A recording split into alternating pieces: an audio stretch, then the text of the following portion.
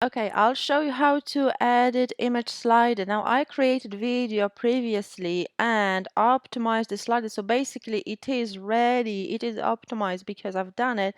However, my screen recorder decided not to cooperate and I had to shut down computer, I had to restart. So obviously this video wasn't saved, but I will go through the points each one by one to show you how to optimize it. So in order to optimize this section, here on the home page, go to sections and featured slider.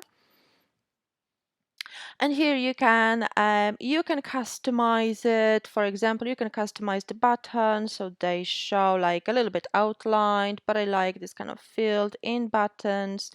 You can change the heading color and you can change the image. So this is this image here on the left. So this is a static image. If you scroll down, it stays in the same place. When you upload it, remember to optimize the alt tag and then change the title here.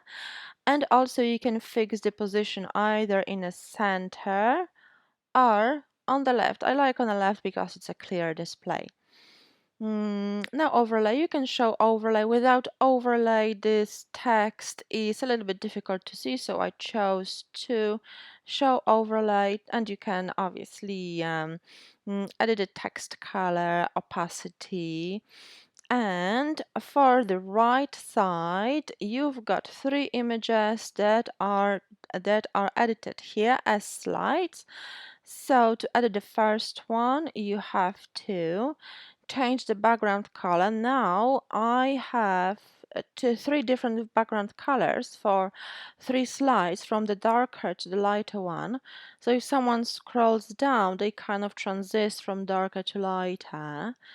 And this effect is possible with changing the background colors here.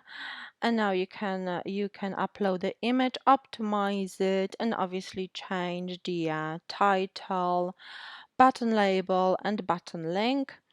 Do the same with the second slide. As you can see, the background is slightly lighter.